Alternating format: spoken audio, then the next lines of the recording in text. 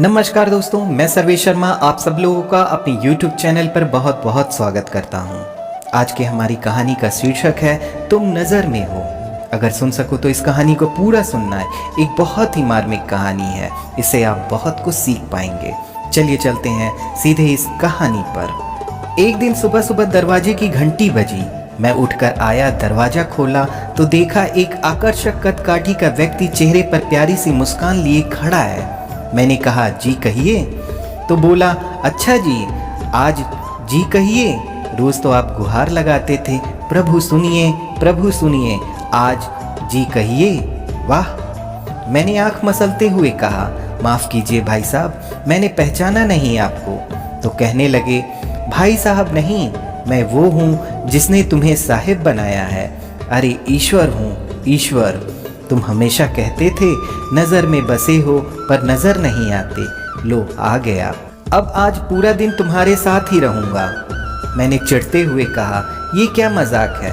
अरे मजाक नहीं है, सच है, सिर्फ तुम्हें ही नज़र आऊँगा। तुम्हारे सिवा कोई देख सुन नहीं पाएगा मुझे। कुछ कहता इसके पहले पीछे से माँ आ गई। ये अकेला खड़ा खड़ा क्या कर रहा है यहाँ? चाय तैयार है, चला जा अंदर। अब उनकी बातों पे थोड़ा बहुत यकीन होने लगा था और मन में थोड़ा सा डर भी था। मैं जाकर सोफे पे बैठा ही था तो बगल में वो आकर बैठ गए। चाय आते ही जैसे ही पहला घूंट पिया, गुस्से से चिल्लाया, यार ये चीनी कम नहीं डाल सकते हो क्या आप? इतना कहते ही ध्यान आया, अगर ये सचमुच में ईश्वर हैं तो यह कतई पसंद नहीं आएगा इन्हें कोई अपनी माँ पे गुस्सा करे। अपने मन को शांत किया और समझा भी दिया कि भाई तुम नज़र में हो आज, ज़रा ध्यान से। बस फिर मैं जहाँ जहाँ वो मेरे पीछे पीछे पूरे घर में। थोड़ी देर बाद नहाने के लिए जैसे ही बाथरूम की तरफ चला तो उन्होंने भी कदम बढ़ा दिए। मैंने कहा, प्रभु यहाँ तो बख्श दो। खैर नहाकर तैयार होकर मैं पूजा घर में आ गया। यकीनन पहली बार तन्मयता से प्रभु को रिझाया, क्योंकि आज अपनी ईमानदारी जो साबित करनी थी।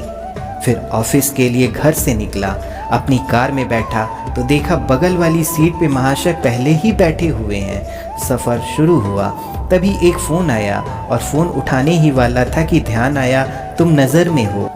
कार को साइड में रोका, फ़ोन पे बात की और बात करते करते कहने ही वाला था कि इस काम के लिए ऊपर के पैसे लगेंगे। पर ये गलत था, पाप था, तो प्रभु के सामने कैसे कहता। तो एकाएक ही मुंह से निकल गया, आप आ जाइए, आपका काम हो जाएगा आज। फिर उस दिन ऑफिस में न स्टाफ पे गुस्सा किया, न किसी कर्मचारी से बहस की। 150 गालियां तो रोज अनावश्यक निकल ही जाती थी मुंह से, पर उस दिन सारी गालियां कोई बात नहीं, इट्स ओके में तब्दील हो गया था। वो पहला दिन था जब क्रोध, घमंड, किसी की बुराई, लालच, अपशब्द, बेईमानी, झूठ, ये सब मेरी दिनचर्या का हिस्सा नहीं बने। शाम को ऑफिस से निकला, कार में बैठा तो बगल में बैठे ईश्वर को बोल ही दिया, प्रभु सीट बेल्ट लगा लो, कुछ नियम तो आप भी निभाओ। उनके चेहरे पे संतोष भरी मुस्कान थी।